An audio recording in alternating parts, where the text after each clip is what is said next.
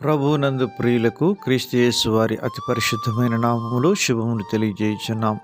ఈ దినము హెబ్రోన్ క్యాలెండర్ వాగ్దానము, మీ ధైర్యమును విడిచిపెట్టకుడి, గొప్ప బహుమానము కలుగును.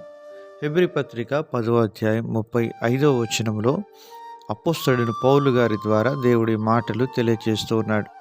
ప్రియమైనటువంటి దేవుని ప్రజలారా, దేవుని అందలి ధైర్యము అనేటువంటిది చాలా ప్రాముఖ్యమైనటువంటిది. దేవుని వాక్యంలో రాయబడి ఉన్నది 34వ కీర్తన 7వ చరణంలో, యెహోవా యందు భయభక్తులు గల వారి చుట్టూ ఆయన దూత కావలి ఉండి వారిని రక్షించును అని దేవుడు సెలవిస్తున్నాడు.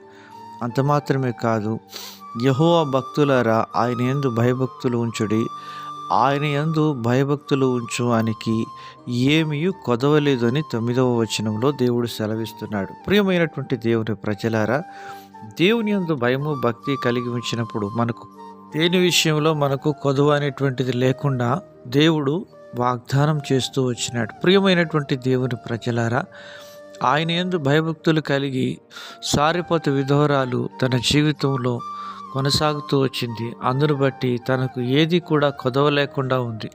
తొట్టిలో పిండి పుడ్డిలో నూనె కొంచెం ఉన్నప్పటికీ దైవజనుడు ఏలియాను పంపించి దేవుడు తనకు కొదవ లేకుండా కరువు దినాల్లో తనను కాపాడుతూ వచ్చిన విధానాన్ని మనము చూడగలం.